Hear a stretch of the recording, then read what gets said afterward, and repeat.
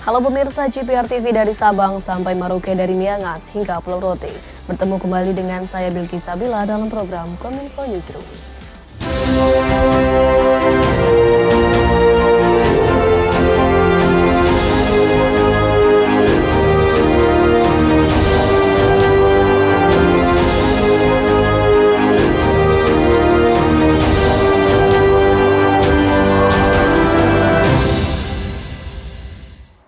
Pemirsa, inilah Kominfo Newsroom selengkapnya.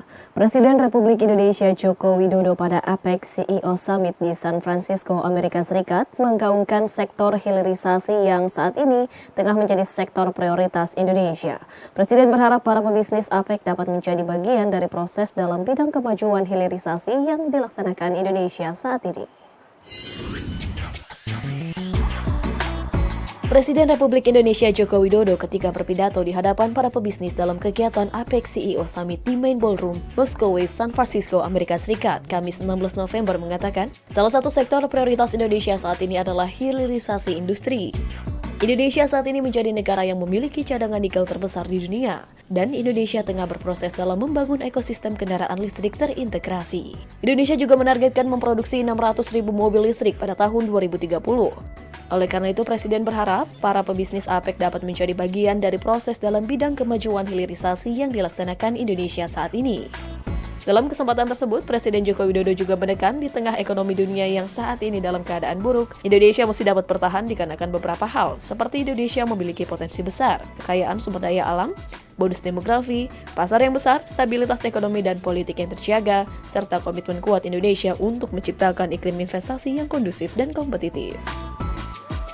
Sebagai pemilik cadangan nikel terbesar di dunia dan beragam mineral kritis lainnya, Indonesia tengah berproses membangun ekosistem EV terintegrasi dan mentargetkan memproduksi 600.000 mobil listrik di tahun 2030 yang akan kita mulai tahun depan. Beragam insentif dan fasilitas telah disiapkan, dan saya berharap pebisnis APEC dapat mengambil bagian besar di sektor ini. Pembangunan ibu kota Nusantara semakin masif setelah para investor dalam negeri berpartisipasi. Presiden Republik Indonesia Joko Widodo sendiri turut meletakkan batu pertama sejumlah pembangunan dari sektor swasta beberapa minggu lalu.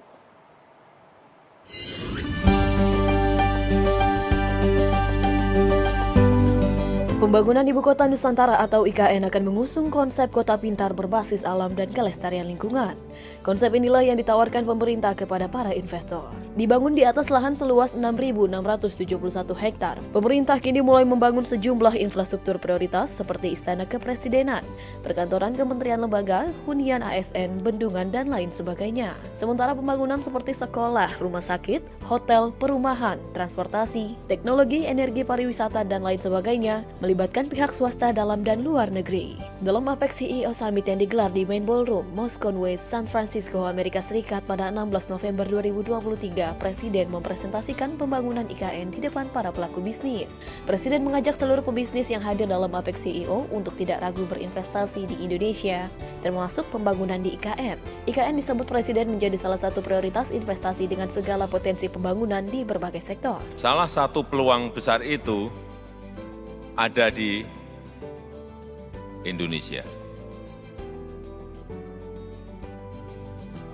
IMF memprediksi ekonomi Indonesia tumbuh mencapai 5% di tahun 2023 dan di tahun 2024 diperkirakan 5,1%.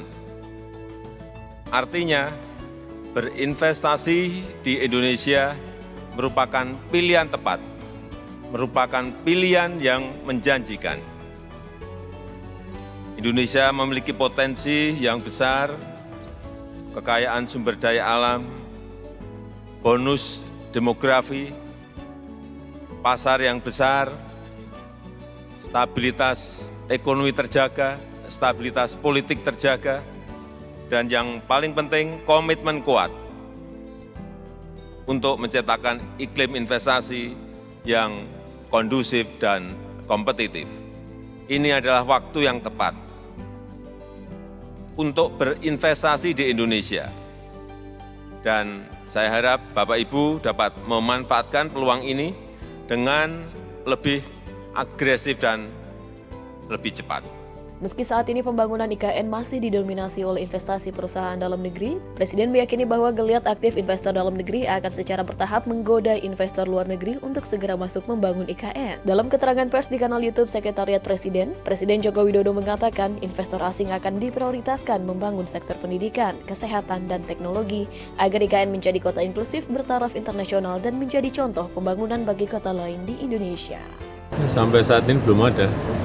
Tapi saya yakin bahwa setelah investor di dalam negeri bergerak semakin banyak setiap bulannya, investor dari luar akan segera masuk. Kita lihat aja nanti, pasti akan masuk.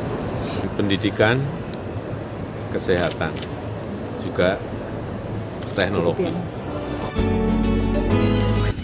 Informasi lainnya, pemirsa, Indonesia berhasil terpilih sebagai anggota Dewan Eksekutif UNESCO periode 2023-2027 dalam pemilihan yang berlangsung di Konferensi Umum UNESCO ke-42. Indonesia pun berhasil meraih dukungan suara dari 154 negara. Indonesia terpilih sebagai anggota Dewan Eksekutif Organisasi Pendidikan, Keilmuan, dan Kebudayaan Perserikatan Bangsa-Bangsa periode 2023-2027 dalam Konferensi Umum UNESCO ke-42 di Markas Besar UNESCO di Paris pada 15 November. Menurut keterangan tertulis KBRI Paris, Indonesia didukung 154 negara dan terpilih untuk ke-8 kalinya sejak menjadi anggota UNESCO pada tahun 1950. Duta Besar Indonesia untuk Perancis Muhammad Umar menyebut, hal itu mencerminkan kepercayaan dunia untuk kontribusi signifikan Indonesia dalam memajukan kebudayaan, pendidikan, ilmu pengetahuan, komunikasi, dan informasi. Umar yang merupakan delegasi tetap Republik Indonesia untuk UNESCO berterima kasih kepada negara-negara anggota UNESCO. Sebagai anggota Dewan Eksekutif, peran Indonesia menjadi sangat penting, mengingat salah satu tugasnya adalah berpartisipasi aktif untuk merumuskan kebijakan dan pengambilan keputusan strategis terkait dengan program dan kebijakan UNESCO. Dewan Eksekutif juga berperan penting dalam mengawasi pelaksanaan program-program UNESCO dan memastikan anggaran organisasi digunakan secara efisien dan efektif. Presiden Republik Indonesia Joko Widodo menyebutkan Indonesia selalu terbuka untuk melakukan kerjasama dengan pihak manapun berdasarkan prinsip saling menguntungkan. Hal inilah yang menjadi dasar Indonesia turut berpartisipasi dalam perundingan Indo-Pacific Economic Framework. Presiden Joko Widodo menyebutkan Indonesia selalu terbuka melakukan kerjasama dengan pihak manapun berdasarkan prinsip saling menguntungkan. Hal tersebut disampaikan Presiden dalam pidatonya ketika menghadiri forum IPF Indo-Pacific Economic Framework di San Francisco. Prinsip saling menguntungkan tersebut juga menjadi dasar Indonesia turut berpartisipasi dalam perundingan IPEF. Kepentingan negara berkembang adalah kunci untuk menjalin kerjasama yang baik. Oleh karena itu, Presiden Joko Widodo meyakini IPEF akan sangat tergantung bagaimana para pihak merasa saling menguntungkan. Tak hanya itu, Presiden juga turut menyambut baik penyelesaian substantif perundingan pilar ketiga IPEF, yakni ekonomi bersih, dan pilar keempat IPEF, ekonomi yang adil. Tak hanya itu, kerjasama pembangunan ekonomi hijau, perluasan perdagangan dan investasi, transisi energi, dan penguatan rantai pasok mineral kritis menjadi pilar penting kerjasama IPEF. Indonesia selalu terbuka melakukan kerjasama dengan siapapun berdasarkan prinsip saling menguntungkan.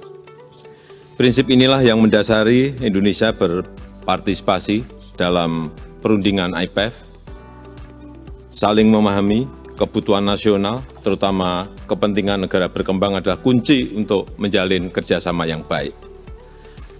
Kesuksesan IPEF akan sangat tergantung bagaimana para pihak merasa saling diuntungkan.